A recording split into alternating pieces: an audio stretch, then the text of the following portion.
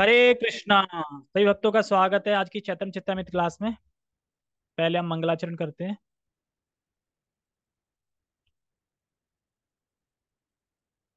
ओम अज्ञानतिमिरान्धस्य ज्ञानञ्जनशलाकया चक्षुरुन्मीलितं येन तस्मै श्रीगुरुवे नमः। श्रीचैतन्यमनोभीष्टं स्थापितं येन भूतले स्वयं रूपः कदा मह्यं ददाति स्वपदान्तिकं। वन्देऽहं श्रीगुरो श्रीयुतापदकमलं श्रीगुरून् वैष्णवांश श्रीरूपं साग्रजातं सहगण रघुनाथान्वितं तं सजीवम् साद्वैतं सावधूतं परिजन सहितं कृष्ण चैतन्य देवम श्री राधा कृष्ण पादान सहगण ललिता श्री विशाखांत विशांचा। हे कृष्ण करुणा सिंधु दीन बंधु जगतपते गोपेश गोपिका कांता राधा कांता नमस्तते। तप्त कांचन गौरांगी राधे वृंदावनेश्वरी वृषभानुसुते देवी प्रणमामि हरिप्रिये। वाञ्छाकल्पतरुभ्यश्च कृपा सिन्धुभ्य एव च पतितानां पावनेभ्यो वैष्णवेभ्यो नमो नमः। जय श्री कृष्ण चैतन्य प्रभु नित्यानंद श्री अद्वैत गदाधर श्रीवासादि गौर भक्त वृंद। हरे कृष्णा कृष्णा कृष्णा हरे हरे हरे राम राम राम हरे हरे। रामाय रामभद्राय रामचंद्राय वेदसे रघुनाथाय नाथाय सीताय पते नमः। नमः विष्णुपादाय कृष्णपृष्ठाय भूतले श्रीमते भक्तिवेदांता स्वामिनि इति नामिने। नमस्ते सारस्वते देवे गौरवाणी प्रचारिणे निर्विशेष शून्यवादी पश्चात देशतारिणे। हरे कृष्णा। देखिए,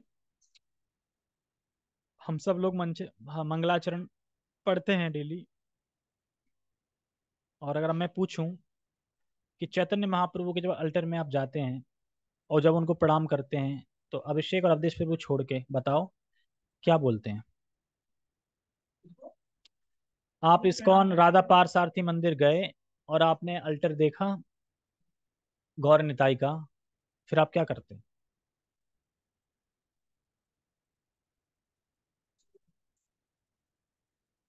अच्छा, बस ठीक है, आप क्या करोगे?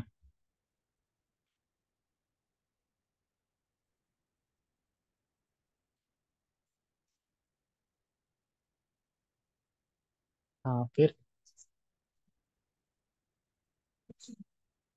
जैसे कि आप पहुंच गए, आपने भगवान को देख भी लिया, अब आप झुक गए मतलब प्रणाम लिए, तब क्या करेंगे फिर?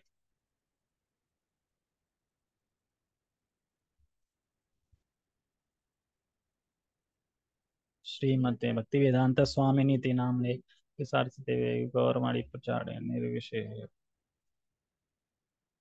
अच्छा। अच्छा, ठीक है। अच्छा, तुम बताओ, तुम मंदिर गए और आप हो गौर में साइकिल करने के बाद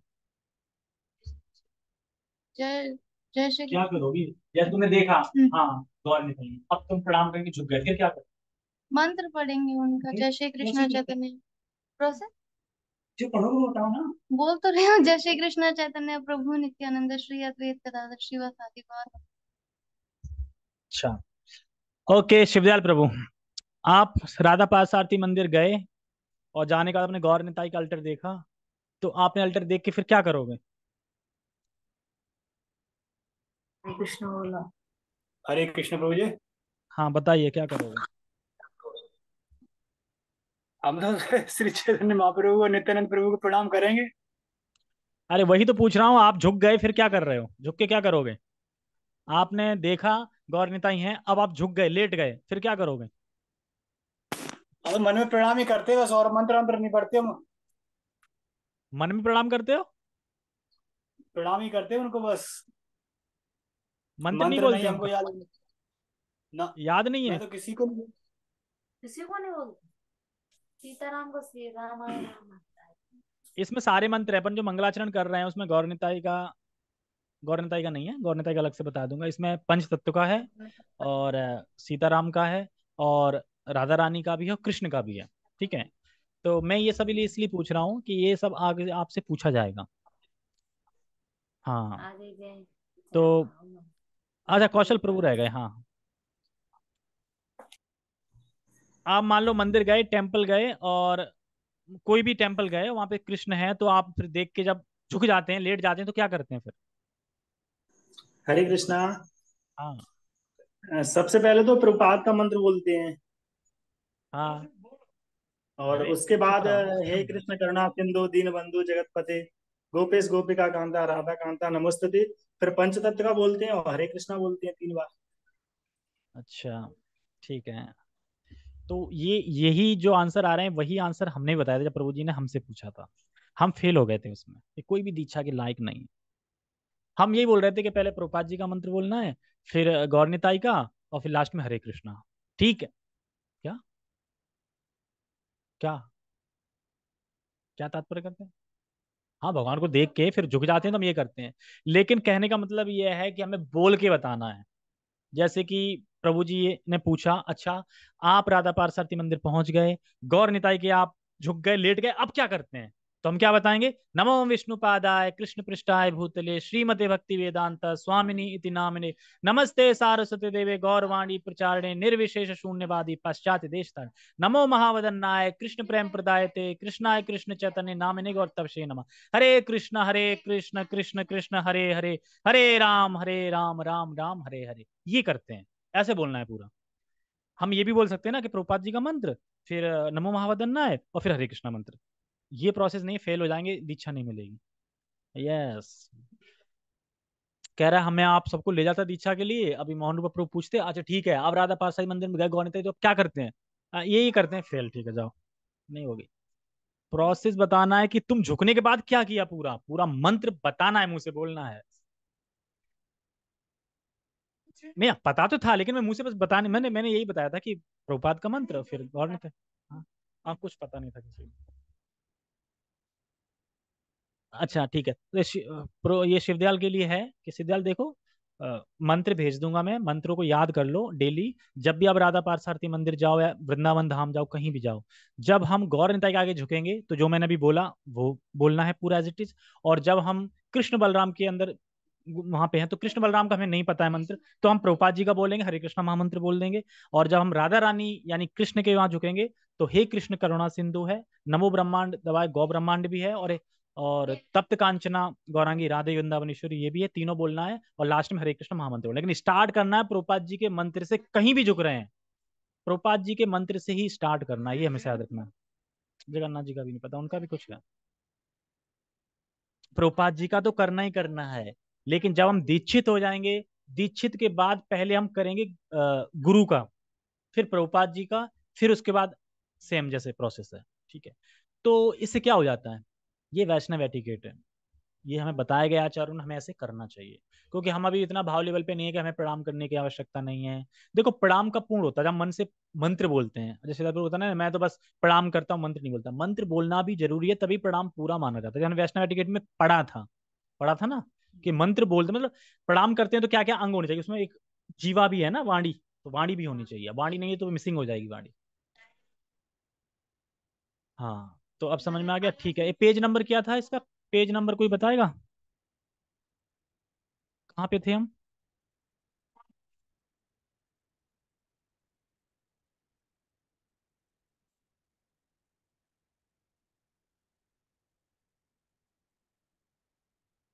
एक से मुझे पता, 40 नंबर श्लोक पे थे।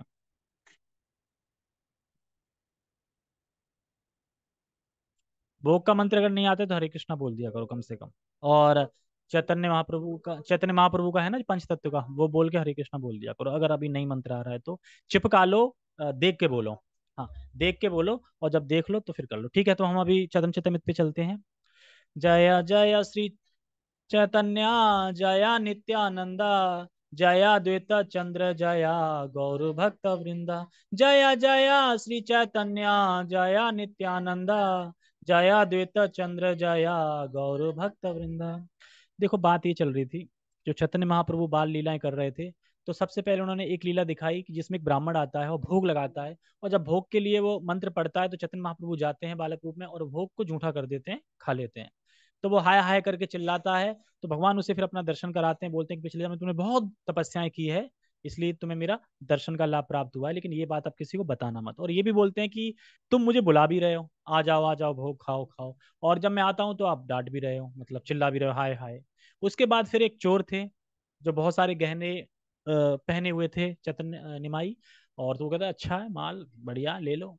तो उसके बाद जब वो कंधे पे उठा लेते हैं तो इतना भ्रमित कर देते हैं कि वो वहीं घूम के वापस वहीं आ जाते हैं। जब आ जाते हैं, अरे वहीं आ गए, तो छोड़ के चले जाते हैं, भाग जाते हैं।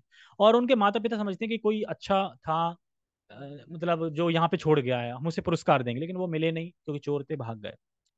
इसके बाद फिर चैतन्य महाप्रभु एक लीला करते हैं कि एकादशी का दिन था, और एकादशी दिन वो बीमार पड़ गए थे, तो वो भोजन मंगाते हैं। अब ये मुझे नाम याद नहीं आ रहा है। तो भोजन मंगाते हैं जो विष्णु को ऑफरिंग था, और वो फिर लाते हैं, मतलब जगन्नाथ मिश्र लाते हैं और फिर उन्हें खिलाते हैं। तो हमें इससे यहाँ पे अनुकरण नहीं करना चाहिए। भगवान एकादशी में अन्न खा सकते हैं, हम नहीं खा सकते, क्योंकि वहाँ पे जितने भी लोग हैं सब भगवान के पार्षद हैं, भगवान के वो हैं जो लीला में थे ना, कृष्ण लीला में वही सब थे। तो भगवान अन्न खा सकते हैं, ऐसा नहीं अब एकादशी में भगवान ने अन्न मंगाया खाया, क्योंकि प्रसाद मंगाया था उन्होंने विष्णु को, लेकिन अन्न का ही था प्रसाद वो। तो भगवान खा सकते हैं अन्न। तो इससे हम ये समझना है कि भगवान को अन्न ऑफर कर सकते हैं, हमको अन्न नहीं खाना है। हाँ, ठीक है। तो अब हम पढ़ेंगे और उनकी लीलाएं। अब देखो, अब लीलाएं वगैरह हंसी वाली लीला आएंगी, जब वो कन्या जाती है ना उसमें गंगा की नदी में वर मांगने, तो वहां पहुंच जाता है, किसको मांग रही तुम, मेरी पूजा करो। हाँ ठीक है। शिशु शबलय पाड़ा पणसीर घरे, चूरी करे द्रव्य खाए, मारे बालक के रे। तो इसमें कह रहे हैं, जैसा कि बच्चों में होता है, महाप्रभु ने खेलना सीखा, और वे अपने मित्रों के साथ पड़ोसी मित्रों के घरों में जाते, उनकी खाने की वस्तुएं चुराते और खाते। कभी कभी बच्चे परस्पर लड़ते झगड़ते। तो कृष्ण भी माखन चुराते थे। अब देखो लीला सेम टू सेम मिल रही है कि नहीं मिल रही। कृष्ण भी माखन चुराते थे और झगड़ा भी करते थे। क्या झगड़ा करते थे? जब साथ में कृष्ण खेलते थे ग्वाल वालों के साथ, अपने मित्रों के साथ, और जब हार जाते थे तो वो कहते अब कंधे पे बिठाओ, तो कृष्ण कहते मैं नहीं कंधे पे बिठाऊंगा, मैं तो राजा का बेटा हूँ। अच्छा राजा का बेटे होंगे तुम घर पे, यहाँ खिलाओ नहीं तो तुम्हें निकाल देंगे। हाँ, तो झगड़ा भी करते थे और फिर मान भी जाते थे। तो कभी कभी, और उसके बाद फिर आगे श्लोक पढ़ते हैं। शिशु सब साची स्थाने, कैला निवेदना, शुनि साची पुत्र के छो दिलावलोहना। सारे बच्चों ने शची माता से शिकायत की, महाप्रभु उनसे लड़ते हैं और पड़ोसियों के घरों से चीजें चुराते हैं। तो चोरी करना क्या हमारे भगवान का खून नस नस में भरा है क्या? है? चोरी करने का गुण वहीं से आया है। और तो चोर सुन के खुश हो जाएंगे, हम तो अच्छा कार्य कर रहे हैं। लेकिन यहाँ पे स्वार्थ है, और यहाँ पे द्वेष है, यहाँ पे झगड़ा है। वहां पे चुराने से भी प्रेम बढ़ता है, और वहां पे प्रेम है। समझे, ये फर्क है। फलस्वरूप कभी कभी माता अपने पुत्र को दंड देती अथवा डांटती रहती थी। कभी कभी डांट देती थी, ऐसा नहीं हमेशा डांटती थी, कभी कभी डांटती रहती थी। श्लोक क्रमांक 42। तेने चोरी कर के ना मारा शिशुरे, तेने पर घरे यहाँ की बना ही घरे। वो कहना चाह रही है कि क्या कमी है जो तुम चोरी करते हो। ये क्या हो गया? हैंग हो रहा है क्या? सिस्टम हैंग हो रहा है क्या? सची माता ने कहा तुम दूसरों की चीजें क्यों चुराते हो? तुम दूसरे लड़कों को क्यों मारते हो? तुम दूसरे घर के भीतर क्यों जाते हो? आखिर तुम्हारे घर में कौन सी चीज नहीं है? तो कौन सी चीज नहीं? तो ऐसे ही माता यशोदा भी डांट लगाती थी कृष्ण की, जैसे कि यहाँ पे लगा रहे हैं। तात्पर्य पढ़ते हैं, शिला प्रभुपाद जी ने बहुत अच्छा लगा। वेदांत सूत्र के अनुसार जन्मादस्य तहा, सृष्टि पालन तथा संहार तीनों ही परम पूर्ण में स्थित हैं। अतएव इस भौतिक जगत में हम जो कुछ भी देखते हैं वह पहले से आध्यात्मिक जगत में रहता है। श्री चैतन्य महाप्रभु साक्षात पूर्ण पुरुषोत्तम भगवान कृष्ण है, तो वे क्यों चुराने तथा झगड़ने लगे? समझे? जन्माद्य से मतलब है कि सभी चीजों के परम स्रोत भगवान कृष्ण है। सब चीज आध्यात्मिक जगत में है, उनके पास है। तो भला वो यहाँ पे आके क्यों चुरा रहे हैं, लोग क्यों झगड़ा कर रहे हैं, क्यों चुरा रहे हैं? क्योंकि वो तो पूर्ण काम है, पूर्ण आत्म काम है और पूर्ण है, तो होने चाहिए। तो झगड़े और चोरी करने का क्या मतलब है? जब पूर्ण काम है, आत्माराम है ना भगवान, और पूर्ण काम है, तो समझ में नहीं आया कि चोरी का क्या मतलब है। भगवान तो पूर्ण है, चोरी करने की कोई आवश्यकता तो नहीं है, तो क्यों करते हैं, क्यों झगड़े करते हैं? वे ऐसा न चोर के रूप में और न शत्रु के रूप में करते हैं, बल्कि प्रेम अवस्था में मित्र के रूप में करते हैं।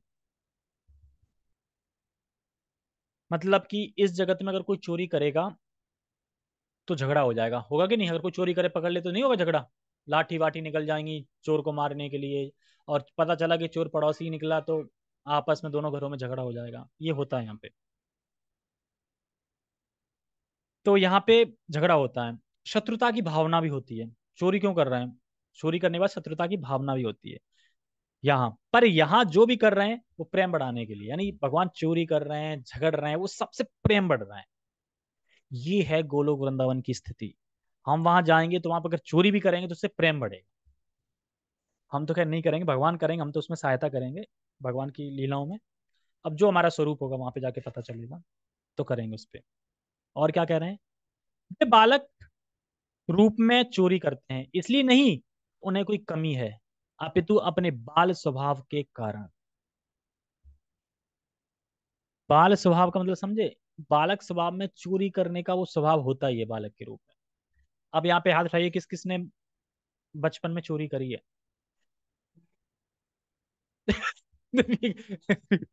और हाँ बताओ। हाँ, वैसे तो फिलोसफी तो सभी चोर हैं जो भगवान नहीं रहे, लेकिन मैं पूछ रहा हूँ बचपन में, जैसे बचपन में होता है ना, किस चीज की चोरी करी है? चने चने चने उखाड़ने अमिया, हाँ। नहीं, अमिया तोड़ती तो जब आम वाला आता था कैसे भागते थे पट्टी दे के। यहाँ तक कि बेर भी, यहाँ बेर भी कुछ बाग बाग होते थे ना जिनके वो नहीं तोड़ने देते, अच्छे बेर होते थे, वहां से भागते थे। ककोरा। और यहाँ तक कि अमरूद के पेड़ के अमरूद भी, आंवला भी, बहुत से जो बाग होते थे। तो क्या अमरूद चोरी करे ना, तो अब सोचो चोरी करके अच्छा लगता था कि नहीं लगता था?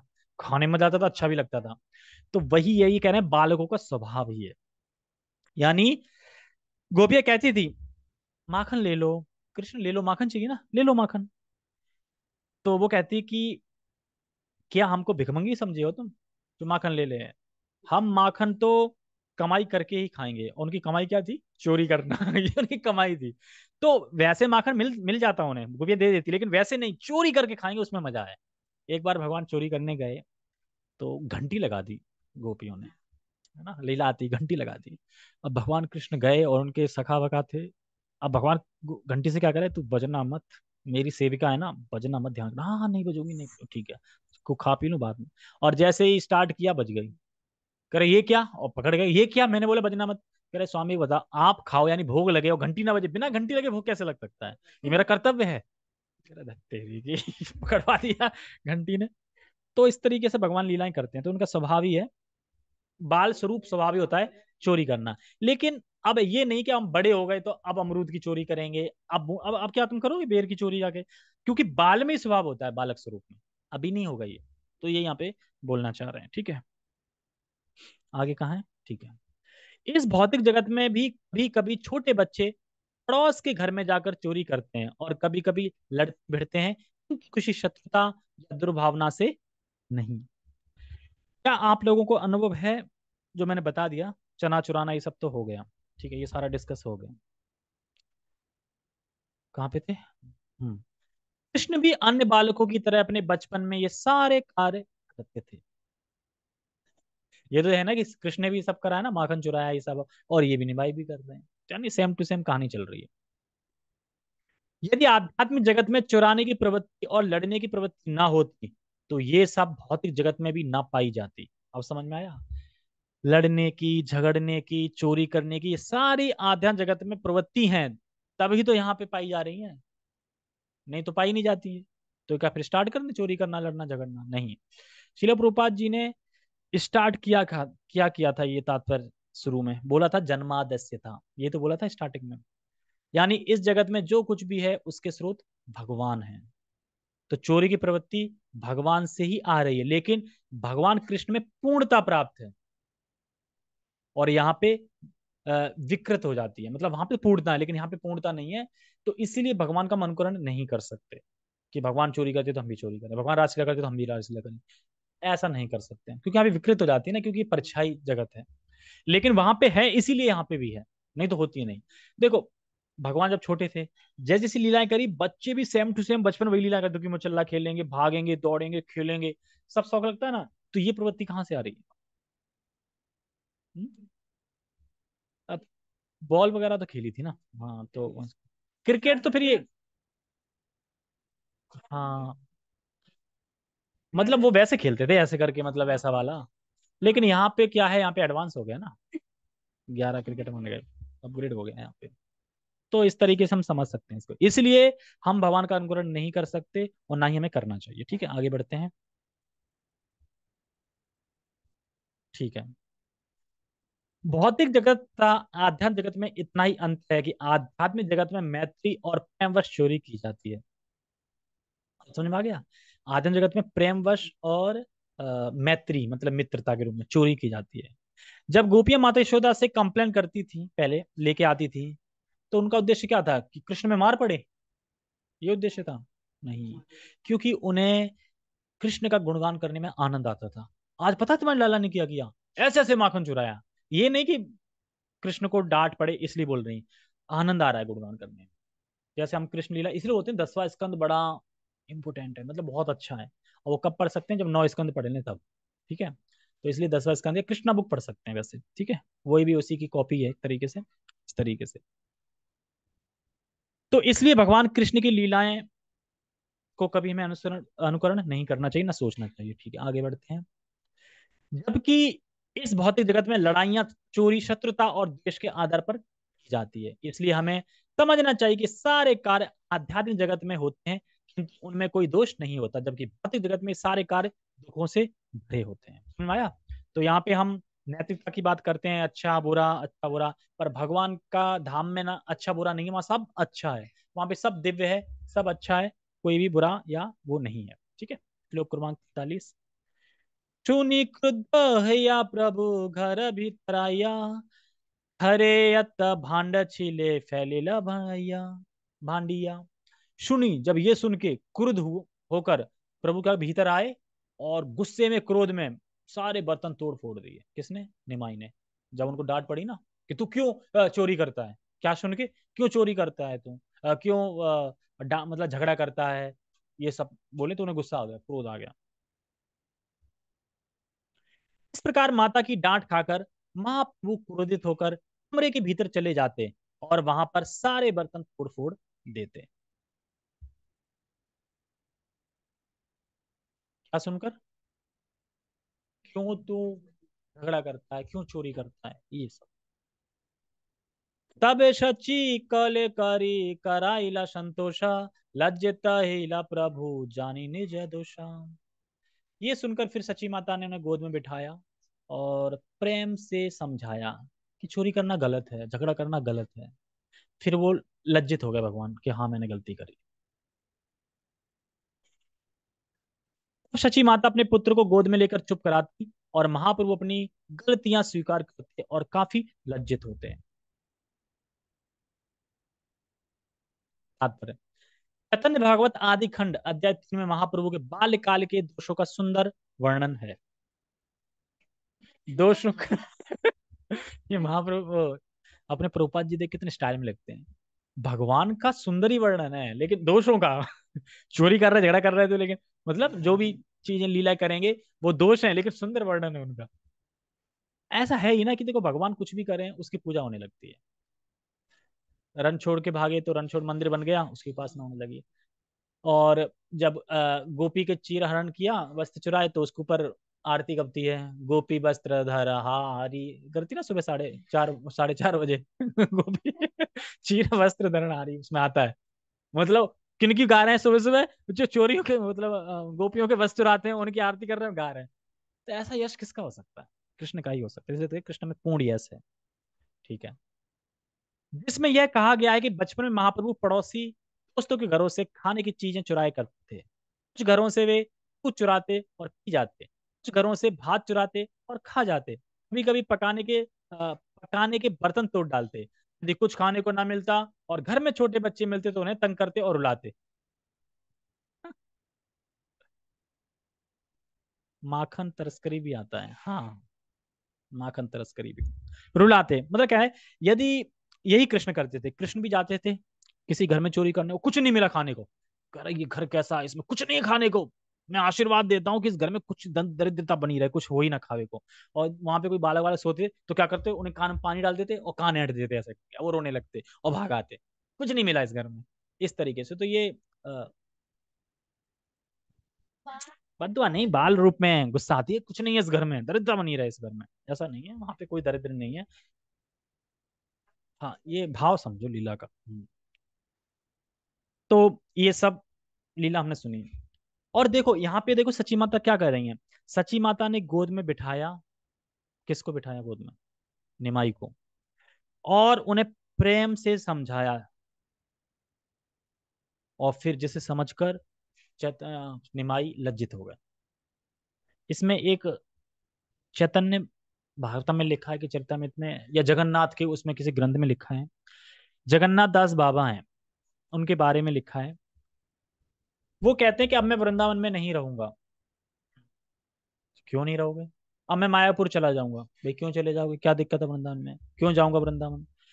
कह रहे वृंदावन में थोड़ा माखन चुराया कृष्ण ने, तो इतना बड़ा दंड मिला उन्हें कि उन्हें बांध दिया रस्सी से। यहाँ के नियम बड़ा कठोर हैं, चोरी करी बांध दिया। और मायापुर में सची माता ने तोड़ फोड़ करी, बर्तनों को चोरी करी, फिर भी प्रेम से समझाया, डांटा नहीं। तो यार वहां ज्यादा अच्छा है ना। यहाँ पे नियम कठोर है भाई, यहाँ पे अगर चोरी वोरी करेगी तो दंड हैवी मिलता है, वृंदावन वहां पे इतनी दिक्कत नहीं है। कृष्ण ने कितनी वो करी, बांध दिया उनको, ठीक है, डांटा इतना, और वहां तोड़ फोड़ करी, बर्तन करे, चोरी करी, और फिर भी प्यार से समझाया और लज्जित हो गए। तो दिख रहा है ना फर्क दोनों में। तो मायापुर जाऊंगा मैं, ये सोच के तो यहाँ पे बता रहे हैं। और मायापुर में सारे बर्तन तोड़ दिए, सब कुछ तोड़ दिया, फिर भी सची माता कुछ नहीं बोली, प्रेम से समझा रही, कुछ नहीं बोली। वही यशोदा माता यहाँ पे डांट लगा कर उन्हें रस्सी से बांध दिया, तू तंग करता रहेगा, चल तुझे बांध देती हूँ ताकि मैं काम कर। तो इस तरीके से हमें समझना चाहिए।